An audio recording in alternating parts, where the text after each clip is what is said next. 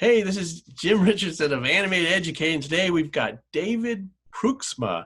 He's a Disney animator. You've seen his work before on some classics as Beauty and the Beast and Atlantis and some other animation from Disney, but he also taught at Laguna Beach for a while and now has his own online school for animation called Cat Animation. He's my special guest today. So here he is, Dave Pruiksma. So you actually grew up in Virginia, Yes, I right? did, right outside of Washington, D.C. Okay. And how did you first get interested in animation? Well, way back when I was a little kid, animation was really just coming into television. 1958, 57, Hanna-Barbera started breaking into television. There was always some animation on television, whether it be animated commercials or whatnot. But I became aware of them through Hanna-Barbera, I think, probably because in the early 60s, like 60, 61, they pretty much dominated the animation era and the prime time ground for animation. And so as a very little kid, 3, 4, 5 years old, I was seeing shows like the Flintstones, Top Cat, finally the Jetsons. And they had a profound influence on me. I really, really enjoyed watching those shows, even though when Disney would be on Sunday nights, The Wonderful World of Color, if there was animation on that show, of course, we always watched that because somehow, even at that early age, I knew there was a difference between Ludwig von Drake animation and Hanna-Barbera. And I liked both of them, but I knew the difference between full animation and limited animation. And I remember really liking the Jetsons. There were a lot of fights at our house on Sunday nights because it was on opposite, in primetime, it was on opposite of Disney. So, which is why it only ran one season. Nobody beats Disney in the Sunday night time slot. It was kind of a thing where families sat around with sandwiches and soup and watched this show together.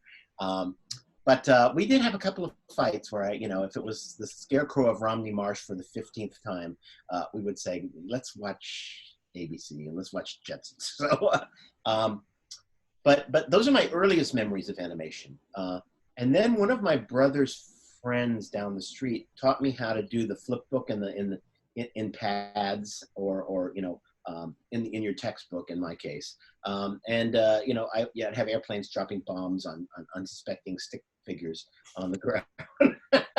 And that's kind of where I got, interested in it that I remember. But there was one specific instance in 1964. I was about 7 years old, and the Disney program on Sunday night showed Alice in Wonderland in color on the Wonderful World of Color. And our neighbors had a new color TV. That was a big thing then, and invited me down to watch it. And I remember watching specifically Golden Afternoon and the Mad Tea Party. And I remember I was sitting on the floor in front of the set, probably getting radiation poisoning. And I turned to my parents who were on the couch behind me and I said, I pointed to the TV, I said, that's what I want to do. I was completely blown away by it. And that's when I started in earnest, like really drawing a lot and really, trying to create characters. And some of my early characters were reminiscent of Hanna-Barbera characters. I had a hobo that lived in an alley in a trash can, of course, like Top Cat. So, but that was my earliest influences, I think. And I don't know, I was just bitten because I was like on a mission. So eventually, over time, my parents saw that and got me a Super 8 movie camera where I would start cutting characters out, placing them over backgrounds and moving them around and making my little films that way. And that was kind of cutting my teeth on it. Whenever in high school, I remember whenever there was a project we had to do, like a report, I'd say, can I do it on film? And I do an animated project that did that, that told the story that I needed to tell. So that's kind of my beginnings. So you were in high school. You got kind of fascinated with animation, with Super 8 filmmaking, and all that. And is that where you kind of went on to Cal Arts from there? Well, being on the East Coast, we, and animation schools weren't ubiquitous then. It was like there were very few schools that even taught it. It was considered a dying art in the 60s and 70s. I had heard that Pratt Institute had a very good animation and art program, but it was extremely difficult to get into, a very difficult school to get into. And I honestly, I didn't think I would get in. And lo and behold, they accepted me. And so I went to New York first. It was in Brooklyn. It still is. Still a very good school. I spent 2 years there getting foundation art, which in retrospect now, I didn't, at the time I thought maybe I'm wasting my time. But in retrospect now, I realized that I got a very, very good, strong art foundation. In fact, Eric Goldberg had gone to the same school a couple of years before me. They had even done some of Raggedy Ann and Andy there. Right. Some of the students worked on it. So, I was there, and I was taking, the first year you took almost all foundation classes, art and design, life drawing, form and space, sculpting and all that. So you got a really strong art foundation.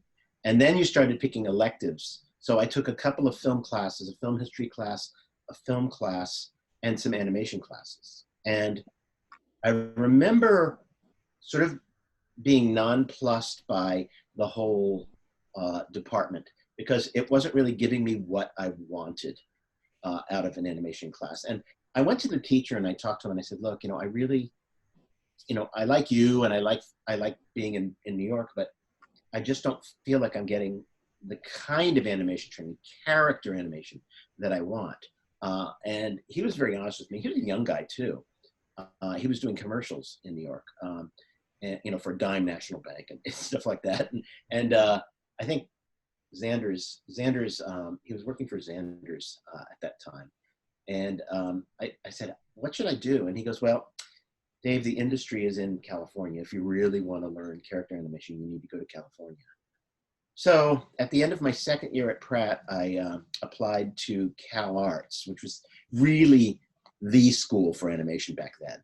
Lo and behold, I got accepted. So I packed up everything and I moved to California, where I didn't know anybody. I didn't have a car, and basically started at Cal Arts. And that's where things got really exciting, because I was being taught by people like Thornton He, who had done lots of caricature work and lots of design work at Disney and also at Warner Brothers and UPA, one of the founders of UPA, really. Jack Hanna, who had directed a lot of Donald Duck cartoons and was a great animator in his own right. And Elmer Plummer, who was a story guy and designer way back at Disney. Ken O'Connor, one of the best layout guys that ever lived. I mean, he laid out clock cleaners, and he designed the carriage for Cinderella. He designed one of my favorite animation sequences, which is the You Can Fly part over London in Peter Pan, which I still get chills every time I see that multiplane shot where it opens up, they're flying, and you're looking through multiplane clouds. It's kind of an amazing thing. And to me, that's what made Disney great. So I ended up there, and I learned an awful lot from, not only from them, but from my colleagues. And of course, that was before video. So we were looking at 16mm prints of the features and shorts and studying them frame by frame and whatnot, doing sketches and whatnot. And the teachers were great, and they gave great lectures, but it was kind of self-taught. You kind of had to like pull yourself up by your bootstraps and say, okay, can I do this? And, there was a lot of communication between students, I think, at that time. And I was very lucky because I was in school at the same time. People like Joe Ranft were there. Mark Henn was still there. A lot of really noteworthy people in the industry that went into the industry. Brian McEntee is another example. They were all still there. They were a year ahead of me. And they all went to Disney the year before I did. And so I thought, well, I guess this is how you get to Disney. Now, bear in mind, I never wanted to go to Disney. It wasn't my goal. I would have been happy to work at Hanna-Barbera. And in fact, I did freelance for a while. But Disney called, to me. So I worked really hard on my films to try to get in there. They used to do a thing where they'd cut the reels together and they'd send the reels down to the Disney studios, and the producers, directors, and some of the animators would look at our work, and then they would select us from there. And I was lucky enough to be pulled with a group of very talented colleagues to go to Disney in the late summer of 1981. Getting into the program back when Eric Larson started it, And so were you a part of that program like later on, I guess? Yeah. Well, everybody, the entire time Eric was there, which was up until I think 86, everybody went through Eric. You basically were hired, but you came in for a 3-month trial period where you worked with Eric and you did tests.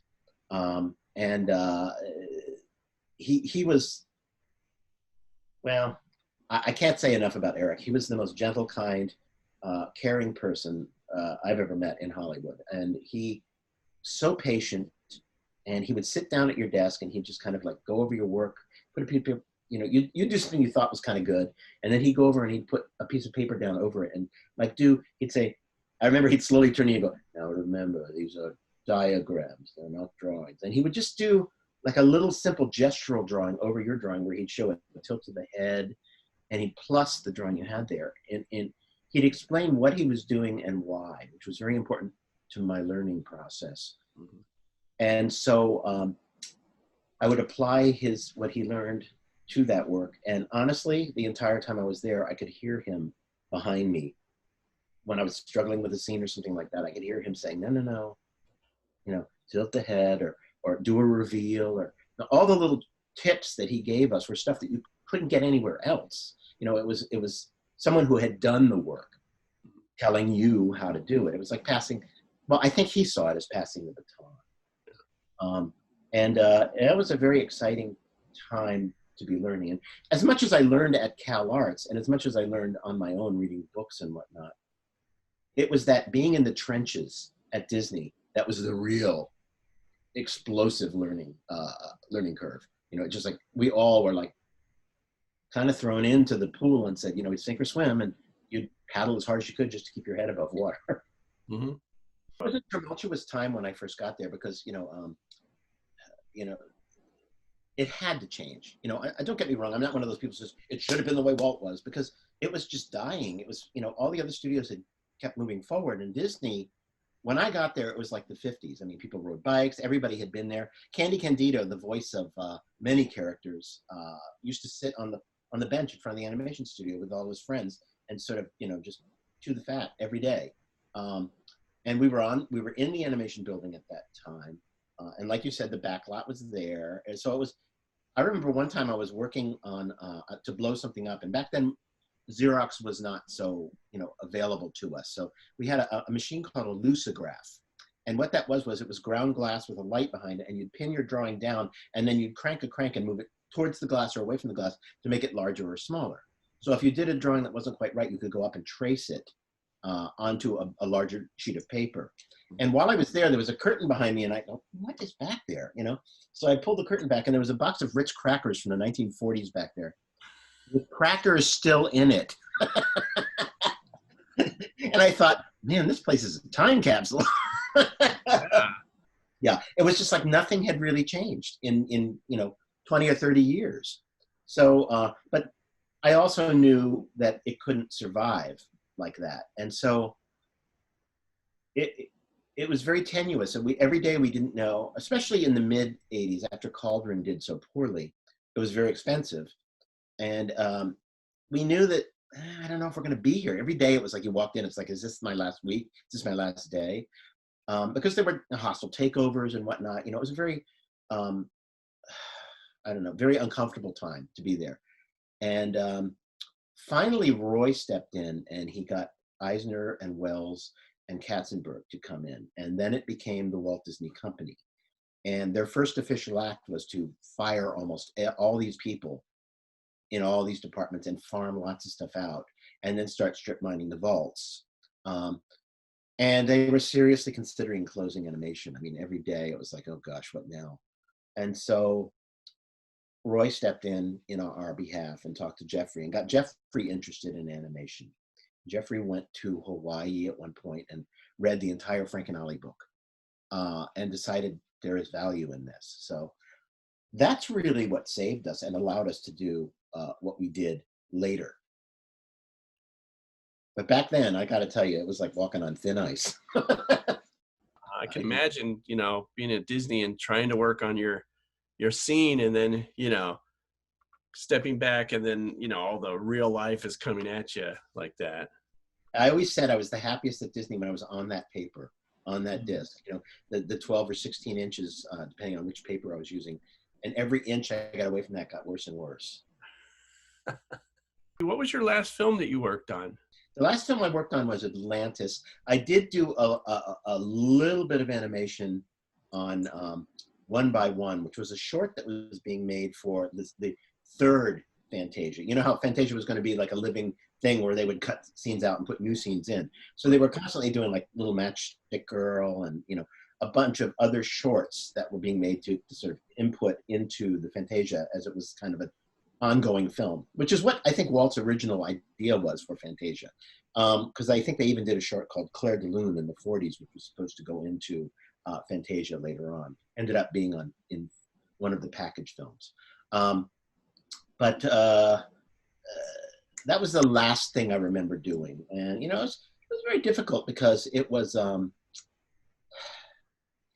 what I wanted. It's what I felt needed for me to happen. Because I could just see the handwriting on the wall. While Disney was growing and developing, and we were doing our animation on all these pictures, Jeffrey on Pocahontas announced that he was going to be creating DreamWorks, and he left and went over and started developing DreamWorks. And the first thing he did was start to court people from Disney that he wanted over at DreamWorks. And so all of a sudden, everybody thinks that Disney was this place where everybody became millionaires. It wasn't it at all. It was work for hire. And, we weren't paid poorly. I won't say that, but we weren't paid like rock star salaries. Everybody was doing okay. The top people were making top money and the middle people were making middle money and so forth. But Jeffrey was the first time there was any real competition, and he was strongly courting people. I mean, he would take us out he'd send us gifts and take us out to dinner. He flew me up on his Learjet to PDI to look at ants when they were developing that. And, he made you suddenly feel like you were valuable because Disney at that time, that management made you feel very undervalued. And so a lot of people left, for whatever reasons they had.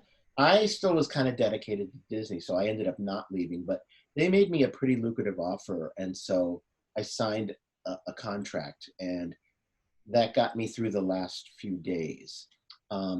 And then at the end of that contract, when I saw what was happening at the studio and I saw how management driven it was and how management, who had no business, in my opinion, getting into the creative process did, and the pictures began to get very preachy and very non-animation oriented. It's like people who didn't understand animation were making decisions. And so I ended up realizing that every door I tried to go through, every trap door I tried to hide in, it just, it was like a Tex Avery cartoon. You open it up and there's a brick wall. And I knew there was only one door I could get, and that was out. So I made the decision, very difficult decision, to leave. And I basically retired from animation for a few months because I was very tired. And then, I would do a job here and there. I would do lots of commercials. Because I had a home studio, I would do, I worked with Daryl Van Sitters at Renegade on a number of projects, and I always loved Daryl. He's a great guy to work with. I started doing lectures in here and in Europe, and then I started to. I had done training at Disney, so I was versed in how to train people.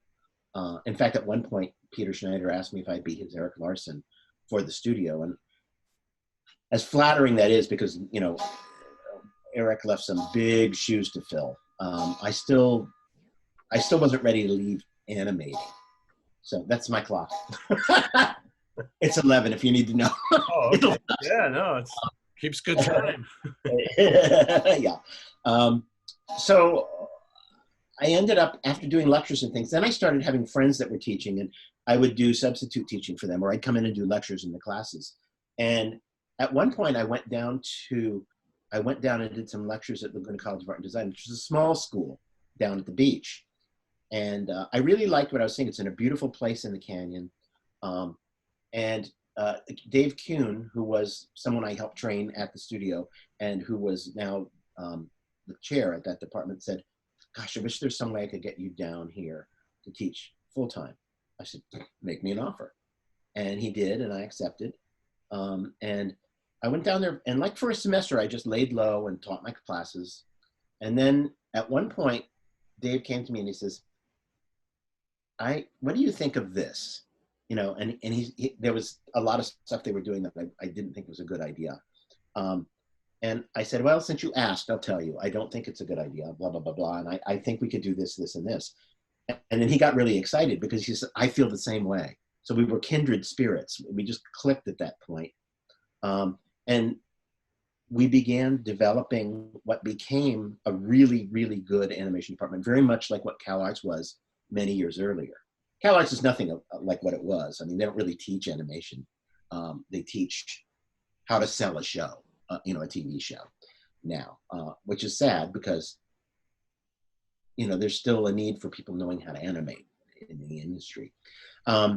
So I said, okay. And we started developing the department slowly over time. You can't just go, okay, we're changing everything, because people are there, they've paid their money, you know. So we sort of grandfathered people in until, I think it took about 3 or 4 years to really get it to where we wanted it. And we were training people to be full animators, because the way we felt, our philosophy was, education is about trying to be your best, is learning everything you can learn. It's not a trade school mentality where you don't learn, I'll just learn these softwares and I'll just learn this and I'll be okay. We felt like you need to be ready for whatever comes. So we were teaching full animation, and we were taking people who came in that really didn't know much about animation, and when they left, they knew a lot and they were getting good jobs. I mean, they were getting jobs working at Duncan Studio on Mary Poppins Returns animation, which was the only real full animation that was being done at that time, because they knew how to use X sheets, they knew how to think like artists. We were trying to train the leaders of tomorrow, not the followers, not the cogs in the machines. So that was our philosophy, and it worked really well. But then kind of a microcosm of what happened at Disney happened at the school, where management didn't feel like they were getting enough credit and they were trying to get involved in it more. And it wasn't working again. And the stress was terrible. And, you know, I wasn't as young as I used to be, and I started getting ill over it because I was so concerned. My concern was for the students and their concern was for enrollment. And so there was, you know, a fundamental butting of heads. Academia has a tendency to be very, what's the word I'm looking for? Snobbish, and it's usually made up of people who failed at what they wanted to do, and so they ended up going into academia. And there was a lot of ego involved, and I just went, you know, I can't do this. My doctor said, basically, you can't do this anymore. So, you know, after about 10 years, I had to reluctantly, again, like at Disney, I didn't want to leave. I just felt like I had to. It's kind of that school has completely fallen apart. I mean, they're in lawsuits. It's a mess right there right now. I don't recommend going to that school right now. But then it also got me thinking, okay, Dave and I started getting together and saying, you know, well, what was wrong there? You know, because what we were teaching was right. What was wrong? And, you know, there were things that we were doing that may have been wrong too. I don't blame the school entirely. We were not really supporting digital drawing at that time because it's very difficult to do full fluid animation digitally unless you know how to do it on paper. Once you know how to do it on paper, and you know how to slow in and slow out, and you know how to move shapes in space rather than putting lines between lines, then you can move to digital. I mean, a lot of Klaus was done on digital, a lot of it was done on paper.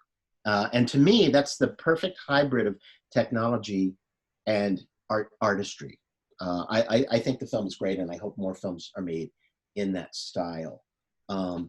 So basically, we were training people to be ready for whatever comes. If you know, the Hanna-Barbera, when it started, all those animators had been at Disney, they had been at Warner Brothers, they had been at MGM. They all knew full animation. So when they started having to do limited animation because of the budgets and the demands of television, They knew exactly what to put in and exactly what to leave out. And for a while, the product, although it wasn't full animation, it had interesting characters and it was successful. And then over time, because of the demand for product for television, they had to bring in people who didn't know full animation, and the product began to suffer. Eventually, the people who did know full animation were retiring, and the product really went downhill to the point where it really wasn't recognizable. And they started farming things out and whatnot. Again, I understand that from a business standpoint, but from an artistic standpoint, it's sad. So again, getting back to the school, philosophy was, if you can do this, then you can do this really well. And in television animation, I'm not a snob at all. I love everything about animation. There's very good people, very talented people. And I saw a lot of talent in the young people today. They're learning faster because the technology is there to help them learn. They have video to watch and whatnot. And their design sense is really good. Their color sense is really good. But they don't necessarily know the animation aspect of it. And I think that brings everything up. But in television, it's not a matter of talent. It's a matter of time and budget. There's great people working in that, but the product often suffers because of those two elements. But if something good comes up, they do decide to do a picture like Klaus or something like that, they're going to need people who are trained to do full animation. And you can't just go, okay, now I'm going to do full animation if you don't know how. You're going to go, oh, I have to learn that. And as the old guy said, it takes about a year to learn full animation and 10 years, a minimum of 10 years to master it. Well, it took me longer than that because I remember I liked what I did, but it wasn't where my personal goal was until Hunchback. And then I looked at the characters and they were no longer drawings, they were living characters. And that's when I knew, okay, I reached my personal goal. And then it was gravy from then on in.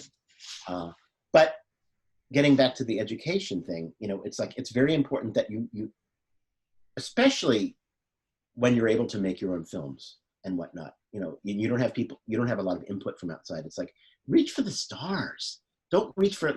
Oh, well, this is easy. I'll just get this. It's like, that's your time in life to really learn and grow and be your best. And then that's the beginning. Then you start working and then you really start learning. You know what I mean? Which goes back to when I started at Disney. So that's my philosophy. And that's why Dave and I decided, let's start a school that takes all the good stuff that we did and gets rid of the not so good stuff. And by that, I mean the high overhead, the expensive tuitions and whatnot. So we developed the school which is starting in next week, called CAT Animation, Classical Art Training Animation. And what that will be is a school that we don't grade, but we meet the student where they are and make them better, help them to be better. We're also doing one-on-one mentoring. And again, right now it's through Zoom, which you're doing here now. But eventually we hope to get a brick and mortar building and actually teach there as well. And bring in teachers and pay them a salary that's worthy of what they know. People who have worked in the industry for years, and have them teach.